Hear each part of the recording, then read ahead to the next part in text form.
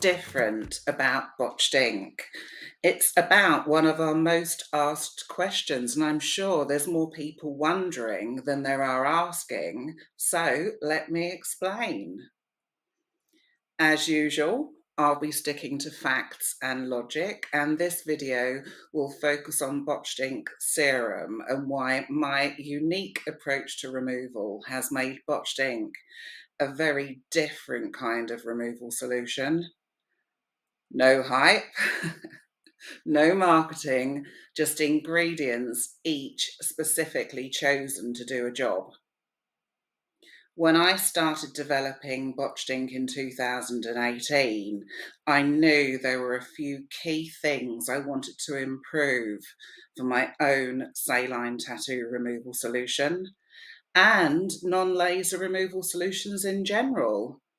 Improve things for both clients and technicians. I wanted to make a client-friendly lightening and removal solution that clients would willingly return to for another treatment. And most importantly, that their skin would remain in good or an improved condition and their brows could be tattooed again if they wanted.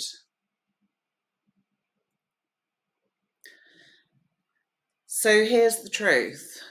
There are some types of removal solutions available that will get rid of quite a chunk of skin and tattoo pigment in 1 or 2 sessions. You'll see some shockingly good photos showing deeply implanted and saturated brows with and then without much of the pigment. But the treatment details rarely say how long it's been between the first session and the client coming back for a second session or results photos. 3 months, 6 months, longer, and how many clients never did go back? Because at some point we must realise you can't be that destructive to the skin without causing some kind of a problem, a healing problem, with the area around the chunk of skin and pigment that's been removed taking several months to return to a normal colour and texture after each treatment, if the client follows aftercare advice and the scab doesn't come off by accident before it should. The risk of scar tissue developing is higher when the healing period is longer. The risk of the skin remaining sensitive for many months is higher, especially if the client wants to resume wearing makeup or use their normal skincare regime. None of this is great if their clients want their brows tattooed again. I call these skin destructive removal products advanced. Not because the ingredients are advanced, they may just be glycolic acid or alkaline powders. But the considerations of healing and aftercare are advanced, and the client should be made fully aware of their additional post-treatment commitment. It's hard enough getting a client to say yes to removal, but it's part of our mission at Botched Ink to help both techs and clients appreciate when it's time.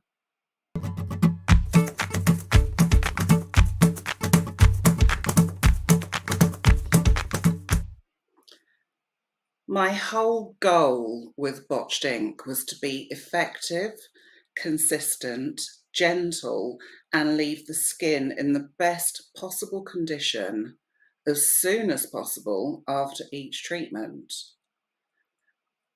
During the tattoo removal process, and to a wildly varying degree, all laser and non-laser removal treatments must damage or kill skin that has hold of the tattoo pigment. One of the things I learned when doing dry tattooing, my scar and stretch mark treatment, was how to prevent scarring. Not only do I know how to get a tattoo out, but I also know how to prevent scar tissue forming and indeed improving it. This is the beginning of the Botched Ink Difference.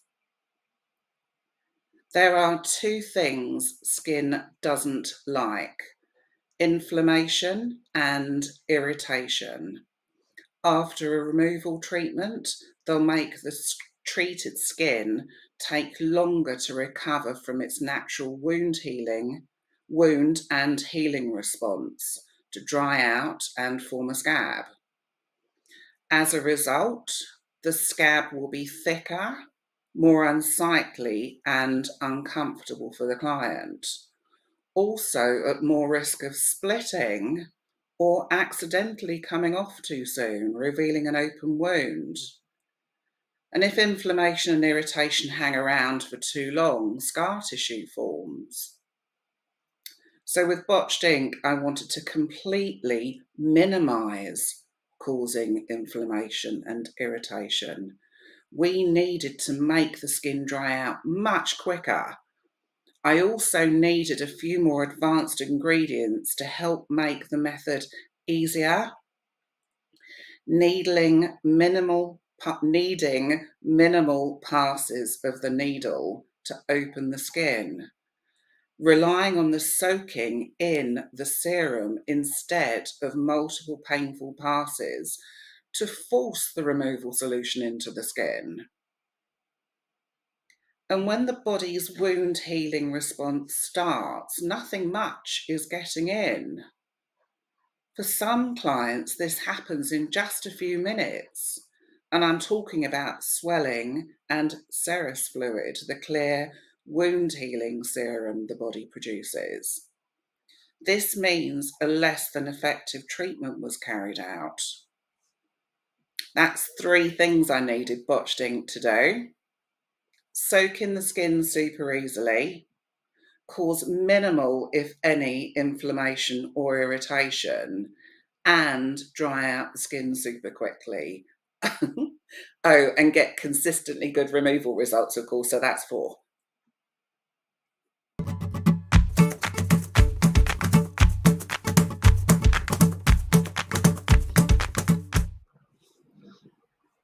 Botched ink really does do the work for you. You just need to make one dense pass of needle holes into the pigment layers and then soak the skin with Botched Ink. The ingredients in Botched Ink were chosen to absorb into the skin really easily, with technicians doing a minimum amount of work on the skin to get enough Botched Ink in, with hand tool or machine method. With Botched Ink, we used just one dense pass to make enough needle holes so that Botched Ink can soak in quickly before the body's wound response of swelling and wetness starts. We start doing a Botched Ink soak as soon as the needle holes are made, working 1 centimetre at a time. Our first star ingredient is aloe vera. Aloe vera is a wonderful ingredient and it's often used to soothe the skin after waxing or laser hair removal. But aloe vera has another use due to its enhanced skin penetration ability. Aloe vera is an excellent carrier for other ingredients, taking them deeply into the skin as well. Even more so when you're making needle holes and using a product with aloe vera as a soak. Most products with aloe vera use normal strength leaf juice or gel. But in Botched Ink, we use a super high strength concentrated aloe vera juice powder, 200 times concentrated. This means botched ink is way more powerful taking other ingredients into the skin, and this allows us to do just one pass of the needle. Botched ink to do the work does do the majority of the work for you, as long as you've made enough needle holes, and as a result you've soaked enough botched ink into the skin, allowing it to quickly dry out.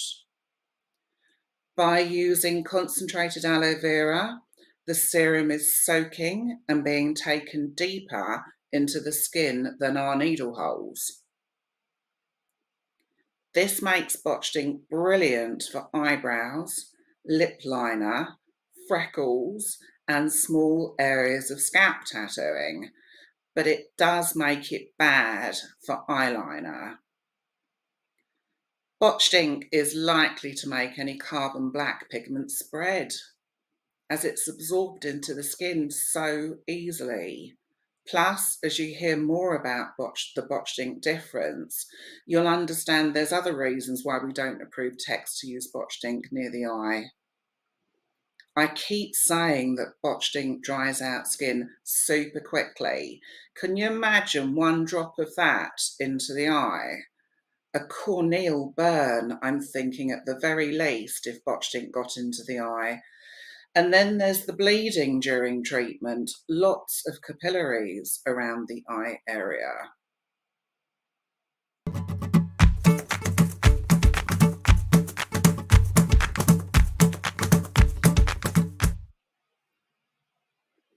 During one dense pass of needling, botched ink makes skin bleed super easily, particularly if the skin doesn't have much scarring. And if there is scarring, which could have been caused by multiple microblading or permanent makeup sessions over the years, or a particularly heavy-handed technician, by the next session, the skin will have improved and more bleeding happens.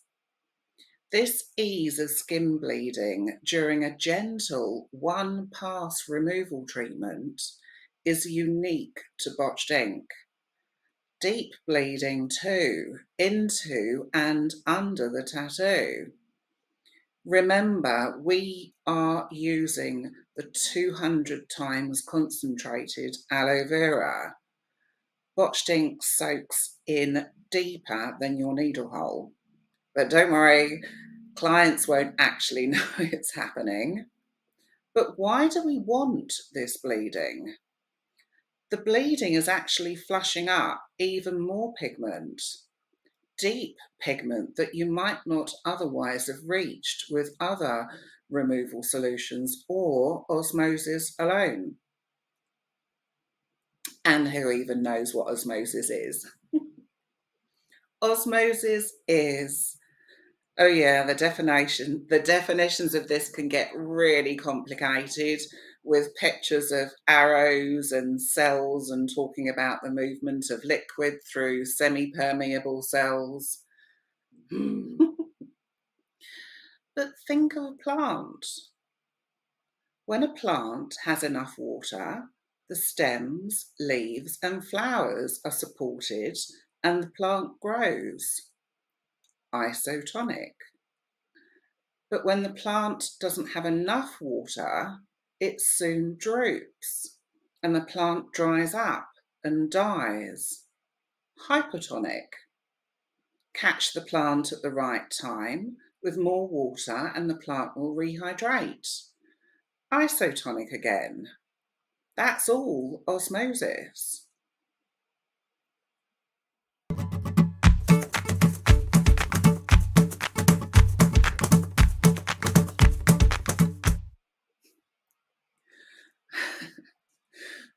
Sorry, I was just laughing at myself. For tattoo removal, we need Hypertonic Saline to dry out the skin cells surrounding the tattoo pigment powder, so the powder can move up and out of the skin. And with botched ink, adding in easy bleeding to this, pushing up even more pigment, You're not just removing pigment from the layers you put the needle and serum into. Botched ink is working deeper, and as it soaks so deeply into the skin. When you use salt and saline or other types of saline tattoo removal solutions, you have to wonder how deeply they soak into the skin, especially if you've had to do multiple passes and the skin's wound healing response is starting. Unlike acids that penetrate deeper the longer you leave them on, which has its own concerns and potential problems, with other types of saline, if you work lightly, you're only going to be removing superficial pigment. This may be fine if that's all that's needed, but if you need to get into the deeper layers, you'd need to work deeply into those layers. And remember, only botched ink is a one-pass method. If the pigment is deep and you don't work deeply, then you aren't going to get the best results. This is why you see some clients getting stuck with results after a number of removal sessions, as the tech has cleared the pigment from the superficial layers of skin, but the deep pigment is still down there and visible. Trouble is, when you then move to using botched ink, we'd be bringing all that deep pigment up and looking darker again, when it really should have been removed in the previous sessions. So poor client. The bleeding after one dense pass and lots of botched ink soak-in is also why doing botched ink before any laser removals is the best way to go on saturated or potentially scarred brows. But will you be doing the laser treatments, or do you know a laser tech who's specialised in cosmetic tattoo removal? If not, you must continue with botched ink and understand that most laser techs are not trained to carry out cosmetic tattoo removal and don't understand or have lasers that work on all colours in brown pigment: black, white, red, yellow and green. This is why we're seeing a growing number of clients left with neon yellow brows after laser, or red and the tech didn't know how to continue.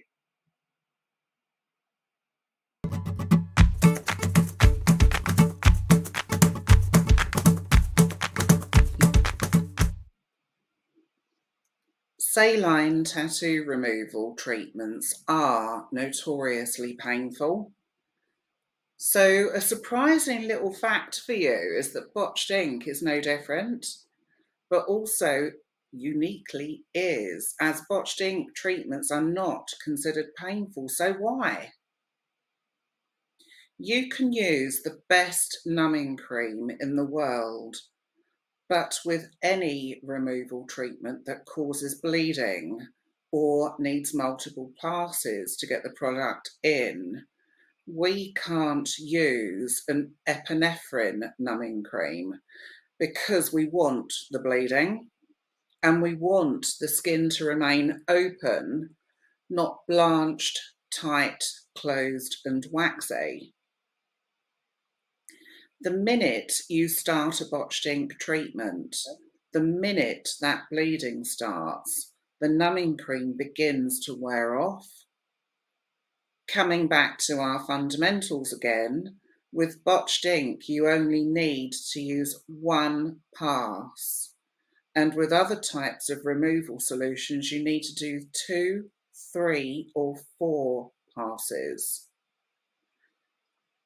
Can you imagine or remember how it feels to be working the whole of someone's brow trying to implant a solution that's hurting and stinging, and then doing it again and again and possibly again. Their eyes are going to be watering. You're trying to help. The things can get messy, especially if you're just using basic salt and a pod of saline.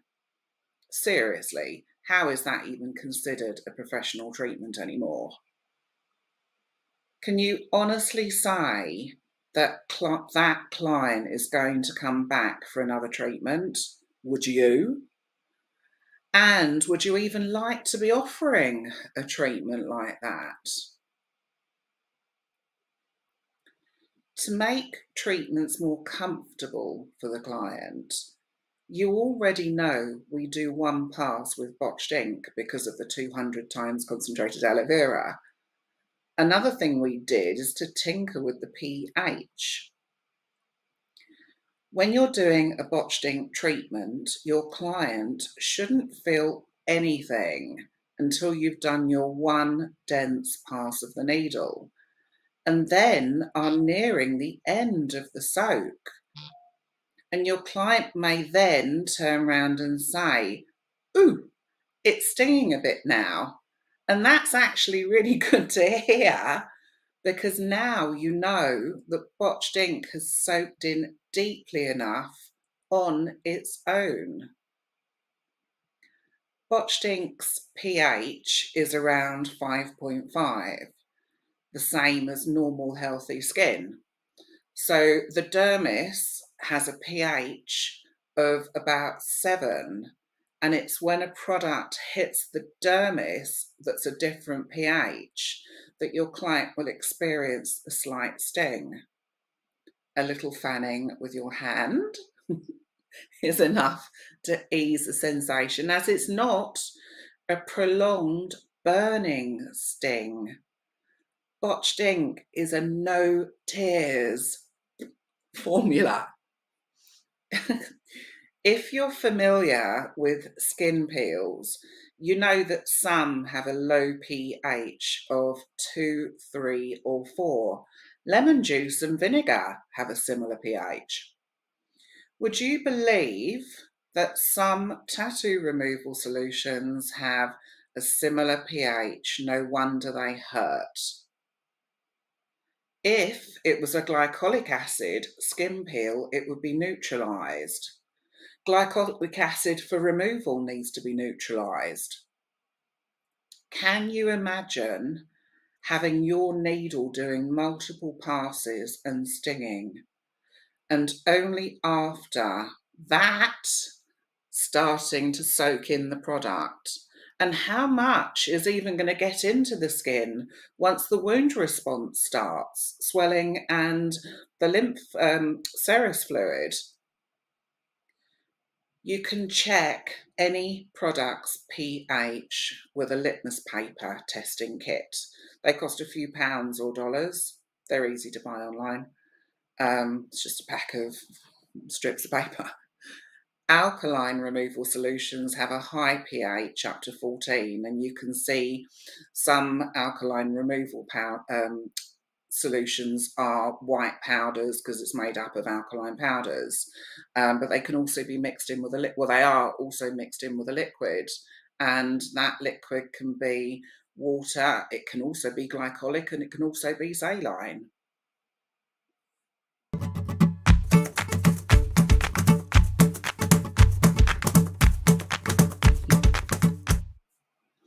Now we need to stop the bleeding, dry out the skin, and make healing as comfortable as possible for the client. To explain something really fundamental again, who knows how to make the best crispy pork crackling? To make really good crispy pork crackling, you need to get a joint of pork with the skin and fat still attached. Slice or score the skin deeply and add lots of salt, rubbing it into the slice marks, and then leave it for about half an hour. During this time, excess water from the skin and fat comes to the surface, and this is osmosis in action as the natural salts in the skin and fat try to level the salt on the surface. Remember the arrows that I wasn't talking about? All the wetness has come to the surface of the pork skin. So when you're ready to pop it into the oven, you add more salt. After blotting off the wet salt, you add more salt, add some oil and seasoning, and then pop it into the oven for the required amount of time. And when it comes out, you can have really crunchy pork crackling. It's important to note that no one wants soggy pork crackling, where the surface is crunchy, but it's still soggy fat at the bottom. Let's be logical about this and bring it back to saline tattoo removal. When you open the skin with needle holes and put a load of salt in, the skin is going to get wetter due to osmosis as it tries to balance the incoming levels of salt. You can literally watch all the wetness coming out of the skin and see it running down the sides of the client's face if you're not careful. I needed to fix this. And what's going to happen if the skin takes too long to dry? Skin goes funny enough when we've been in the bath for too long, and it can take a few days for a typical saline solution or salt and saline to dry out the skin, especially if the weather is hot and humid, risking a soggy bottom and a certain amount of inflammation and irritation. This is why saline tattoo removal typically requires an amount of client aftercare, having them blotting and washing the area to ease any continued wetness and preventing healing fluids drying to a thick scab on the surface while the bottom is still soggy. With a soggy bottom, you also have to wonder how much of the pigment that had been released during the removal treatment has now been let go. Let go because the skin was soggy, and some pigments stay, you're trying to remove a tattoo. Some pigment's going to dry into the scab and heal away, but some pigment in an unknown depth, especially if you're working deeper, yeah, picture it. Before having botched ink, I've known or seen photos of clients or my students' clients whose scabs literally slipped off due to a soggy bottom. There's more risk of that happening when you're doing body tattoo removal, and because of all the experience I've had with removal treatments, this is why I do not approve botched ink technicians to work on the body. There are too many risks, and I don't want botched ink's reputation being remembered for that.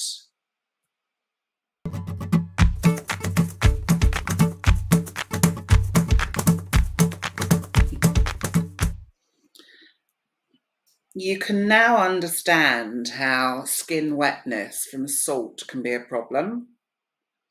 I realised that I needed to put something into the botched ink formula that would absolutely dry out the skin really quickly.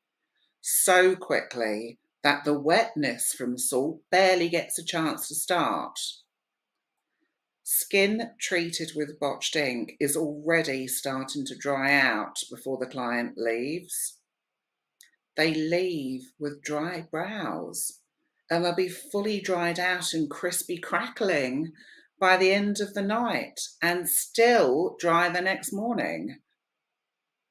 To do this, I included another star ingredient in botched ink, aluminum sulfate. No other removal product has this ingredient, and I am really pleased because I thought of it. Aluminium sulfate is a styptic ingredient, one that stops bleeding and other wound liquids. If you have pets, cats or dogs, and they damage their dew claw and it's really bleeding, you stick their paw into the styptic powder and it closes the damaged blood vessels. It's a vasoconstrictor. A styptic is kind of like our secondary numbing cream, but without the numbing cream. Botched ink is a vasoconstrictor, and it can be so effective that on some clients you can actually see a halo of white skin around their treated brow. Another styptic ingredient in botched ink is cornstarch, and I thought of this one too. Cornstarch is also really good at mopping up oil.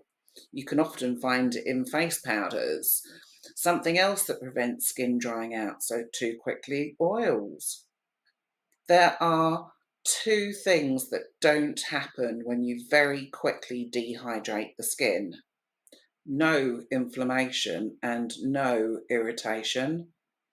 We've forced the skin into apoptosis, where skin cells die without inflammation, just like your skin sheds every day.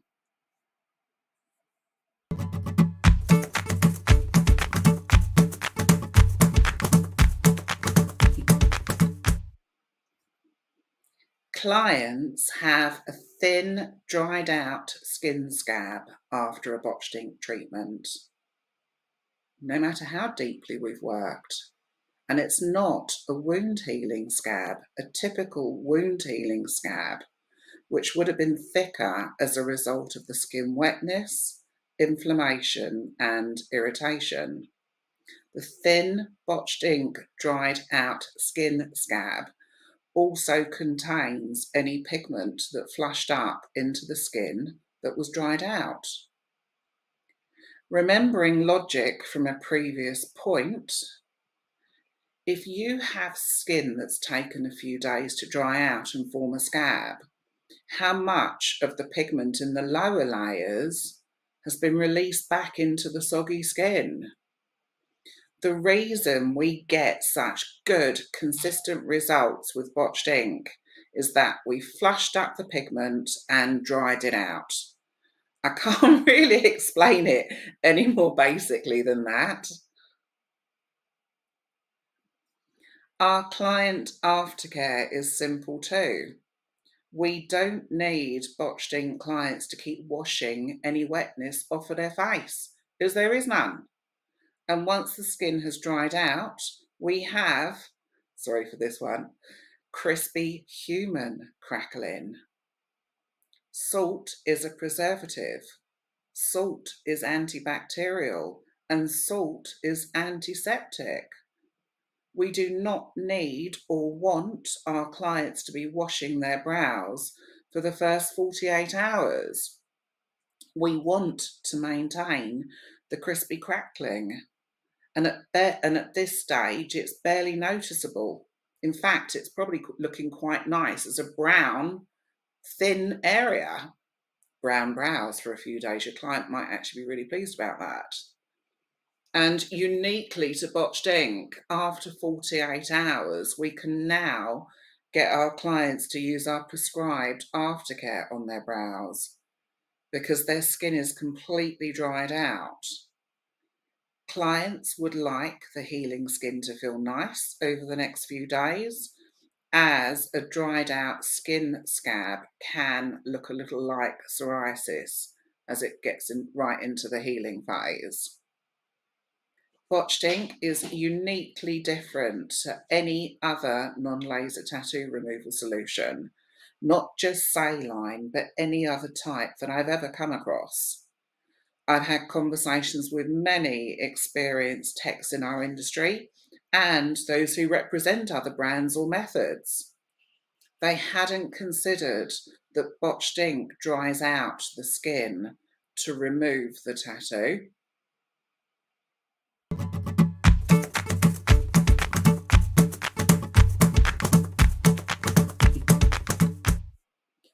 Botched ink comes in a pack of 10 2ml single-use sachets.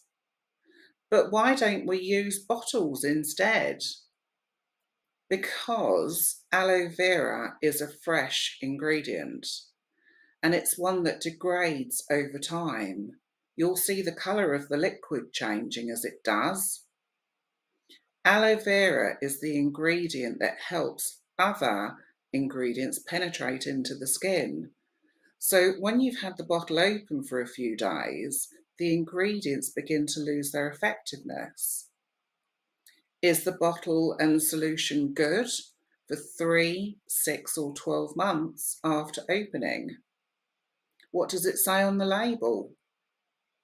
Do you need to put it in the refrigerator? Sachets are one-time use. An open bottle may be left in the drawer for weeks between treatments. Botched ink comes in individual sachets to maintain maximum potency and freshness, and it's exactly why techs can rely on botched ink to consistently give good results. Botched ink has a 2-year expiry from manufacturer, and each sachet has the expiry date printed on it.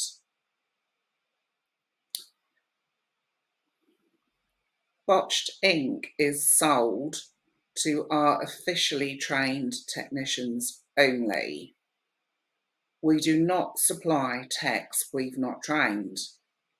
There's information that I share during training I want botched ink techs to understand, namely how to get the safest and best removal results, because you understand the tattoo and skin you're working with.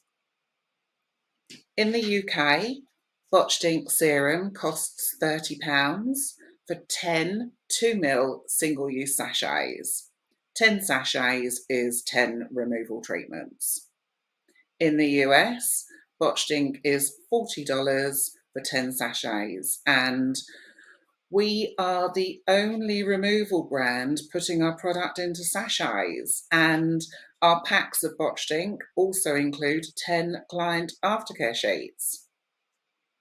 It probably costs me the same to put 2ml of botched ink into one sachet, the same as it costs another manufacturer for one 30ml bottle.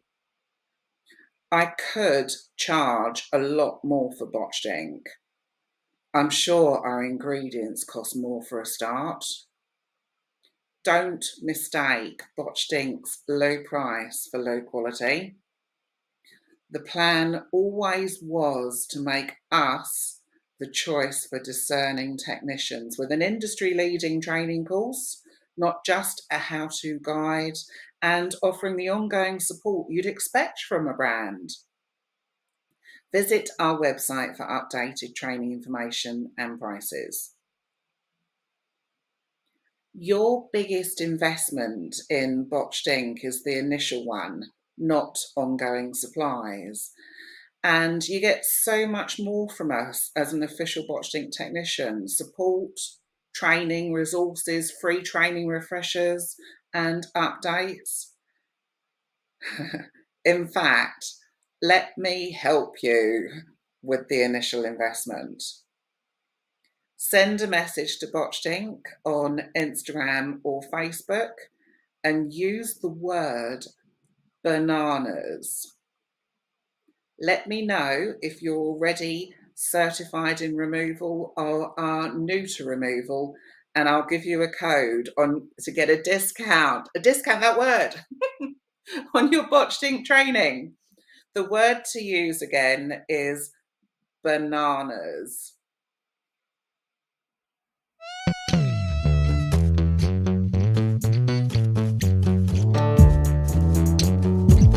Hello and welcome welcome to my What's in Your Pigment Masterclass. Thank you for being interested in this topic and enrolling to find out more. I've got loads of interesting and surprising information to share with you over the next 90 minutes or so. While other pigment training courses focus on colour theory, iron oxide, organic and hybrid pigments, colour corrections and mastering your skills as a technician, this course is about what else is in your pigment bottles, the elephant in the room. This is the first and original masterclass on carrier fluid ingredients. Just like with beauty creams and serums, certain ingredients get highlighted, like 1% hyaluronic acid or retinol. But what makes up the rest of the ingredients, known as the cosmetic base?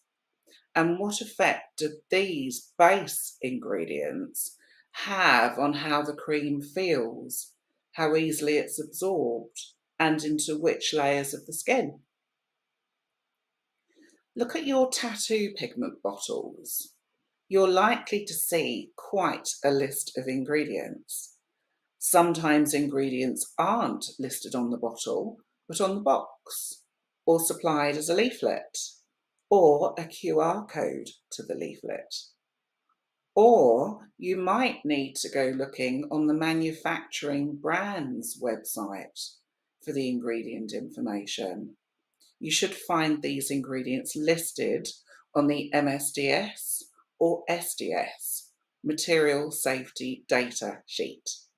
But you'll need to check you're reading a current version, or is it a general sheet, or is it for each specific colour in the range? Yes, this can all be difficult and confusing because tattoo pigments are not classed as cosmetics. There's no enforcement of labelling, only guidelines and good intentions. In the ingredients list, you'll see a few numbers like CI77266 carbon black, CI77499 iron oxide black, CI77891 titanium dioxide, and the different red, yellow and green colours. You'll also see ingredients like glycerine, alcohol, water, polysorbate 80, caprylyl glycol, rosin and PVP. It's these other ingredients that form a different type of cosmetic base, the pigment carrier fluid, and it's this carrier fluid that I'll be talking about in this masterclass. How do different types of tattoo carrier fluids affect tattoo healing, retention and removal? You know, it doesn't help with clarity when tattoo pigments are also the bottle of pigment and also the colours of pigment powder. Calling them inks doesn't help much either, as they're still pigments, not dyes. At least with different types of pigment used by artists, painters, we know them as oils, acrylics, water-based paints and pastels, each with different carriers, even though the actual pigment powder may well be the same colours. And it's a good point to think about how the carriers affect the hardness and drying time of different paints. With our pigments, we have no distinction other than their traditional or cosmetic tattoo pigments. I've been doing saline tattoo removal now since 2013, and I started offering training in this treatment in 2017.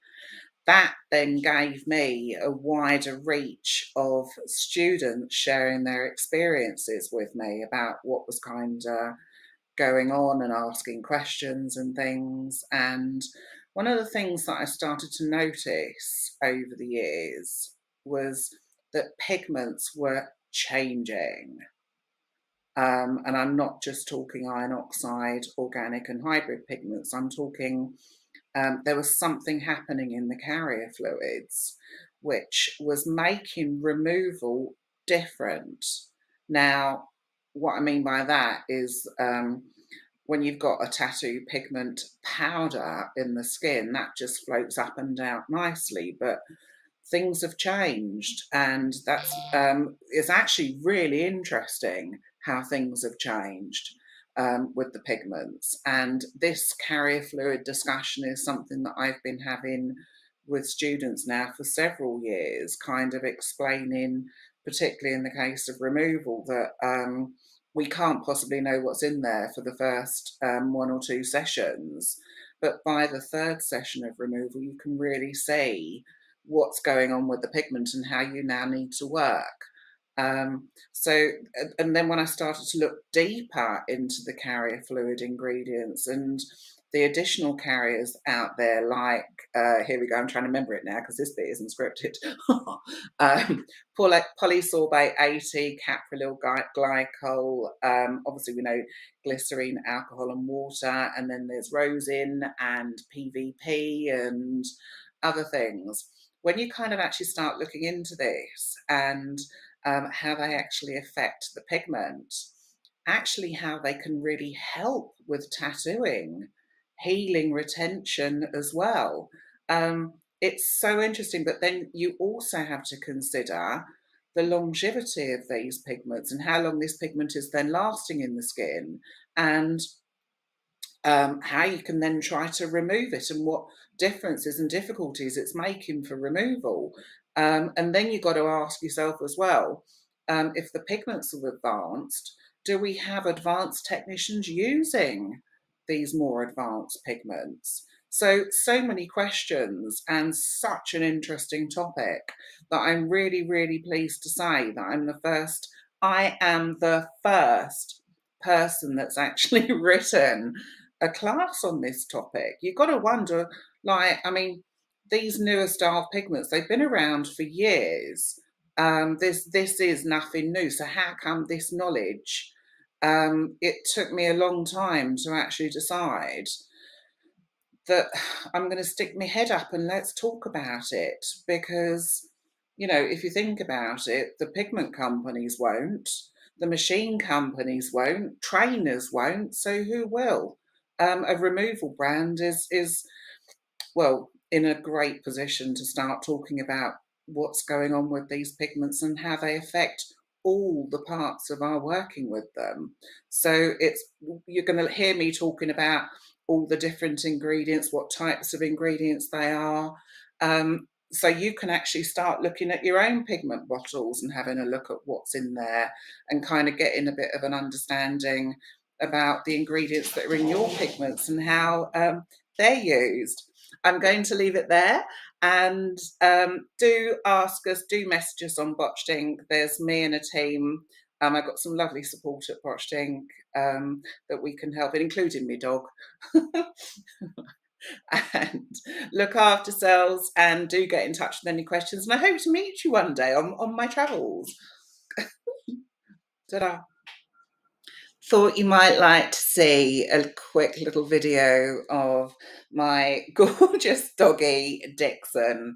If you take other training courses with me, and especially if you're in the UK and you come to my Stockport shop, but my shop is called Beautiful Ink. It's beautiful. If you come to Stockport, you'll actually get to meet him in person. But here's my doggy Dixon that you've seen, that you've heard trotting around the shop while I've been recording this.